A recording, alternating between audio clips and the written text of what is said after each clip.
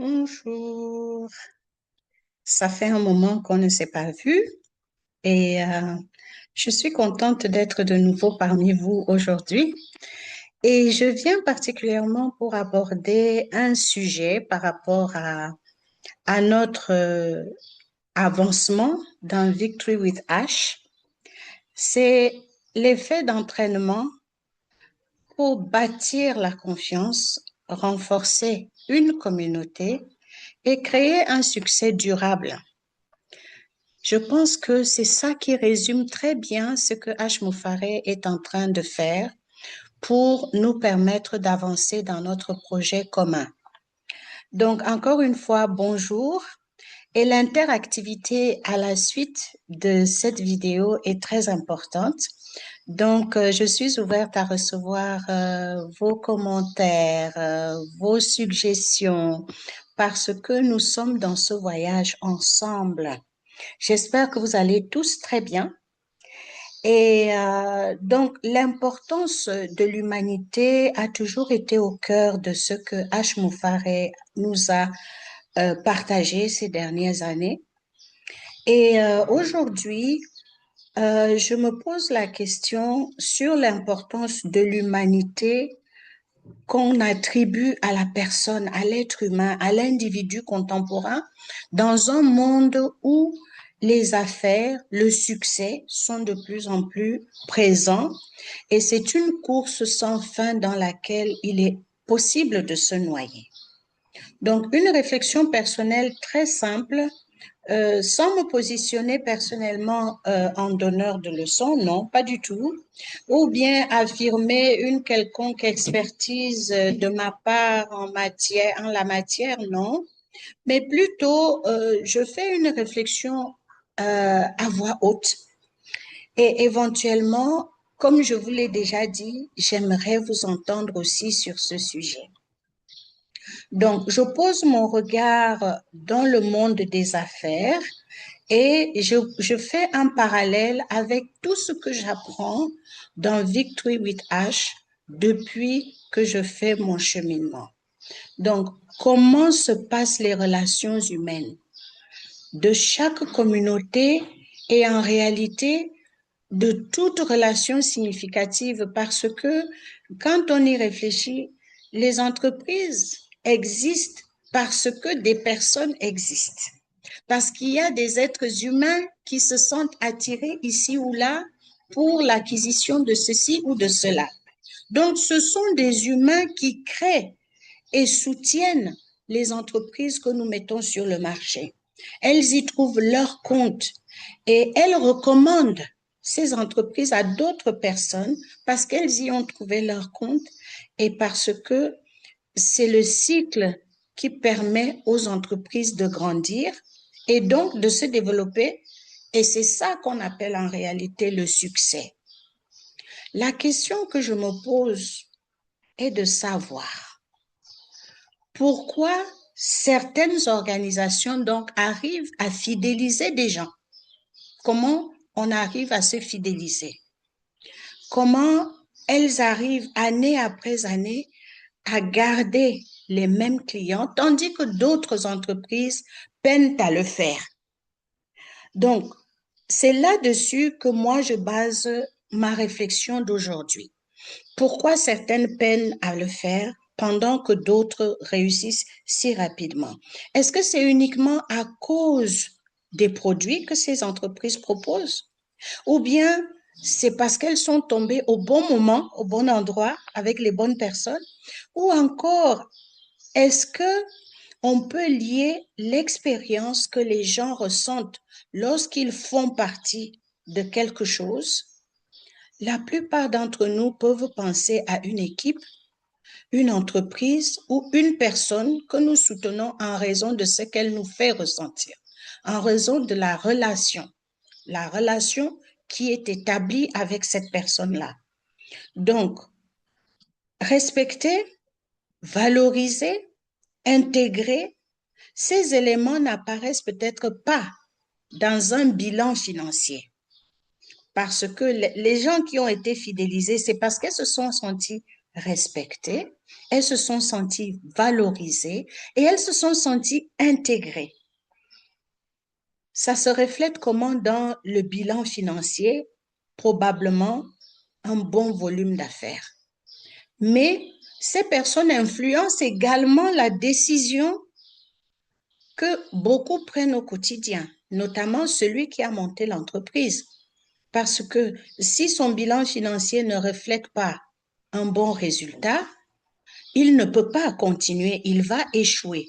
Donc, pour ce faire, les clients ont dû sentir les 3 valeurs que j'ai énumérées ici.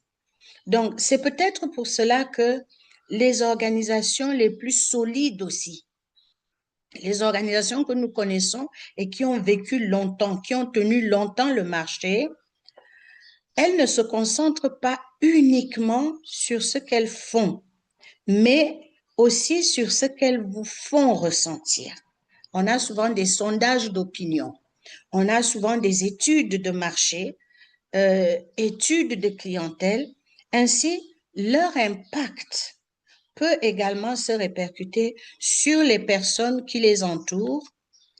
Cela est une partie très, très importante de ce que signifie pour nous tous l'amour de l'humanité, l'amour de l'autre, l'intégration de l'humanité dans toute affaire que nous entreprenons. Ce n'est pas seulement un slogan, c'est une vision.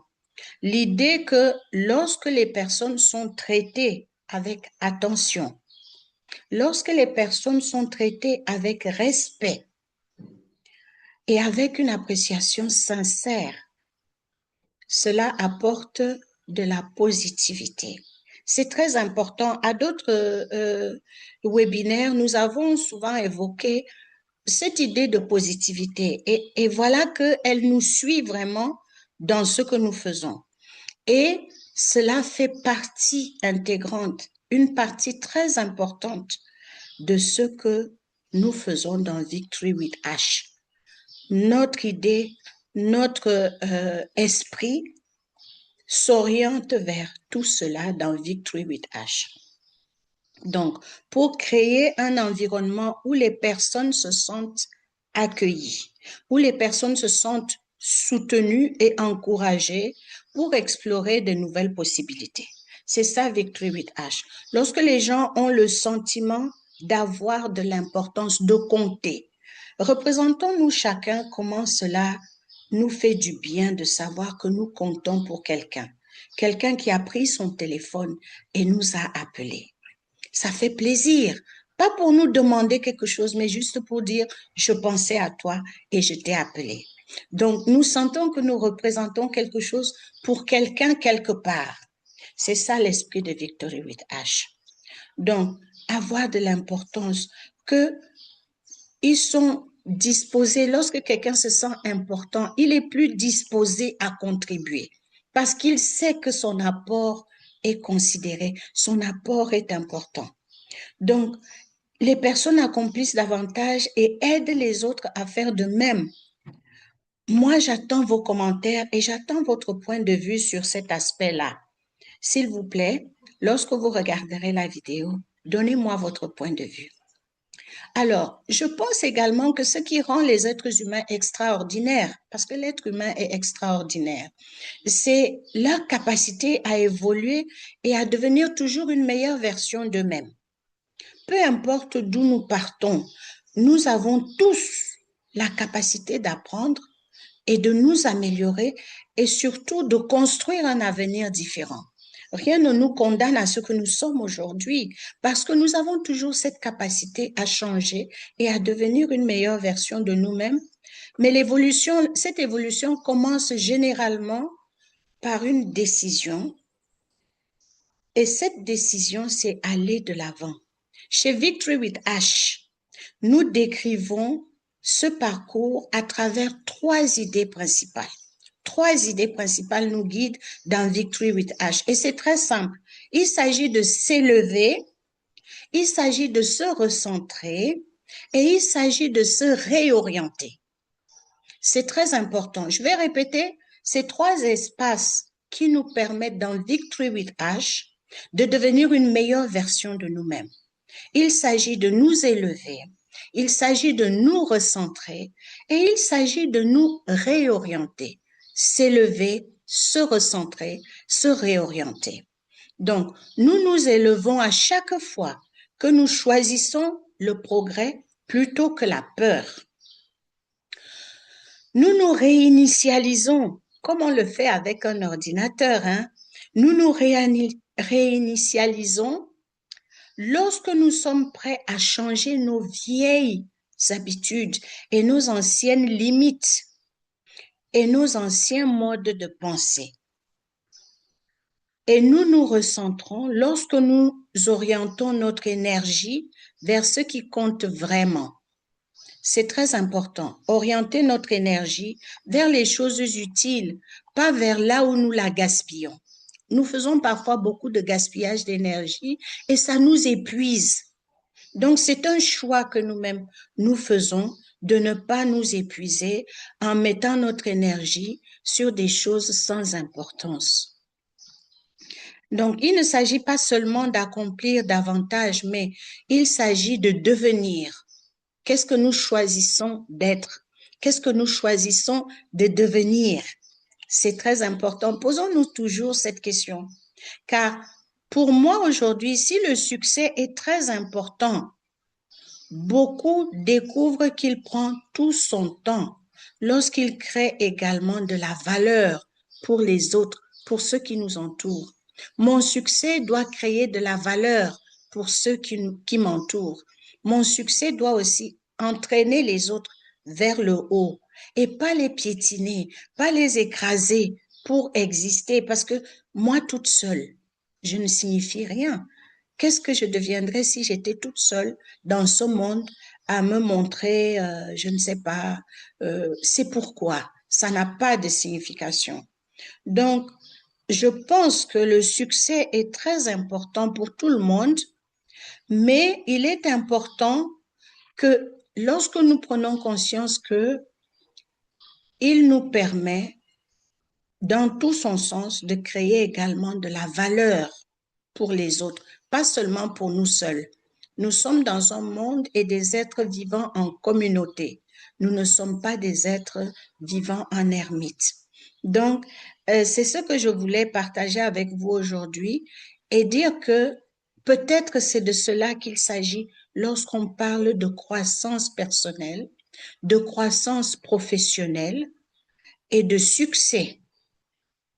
Donc, essayons de voir, plus nous nous améliorons individuellement dans notre humanité, plus nous contribuons naturellement au bien-être commun.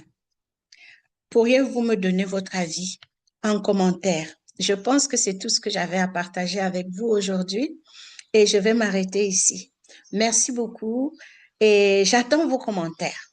Merci.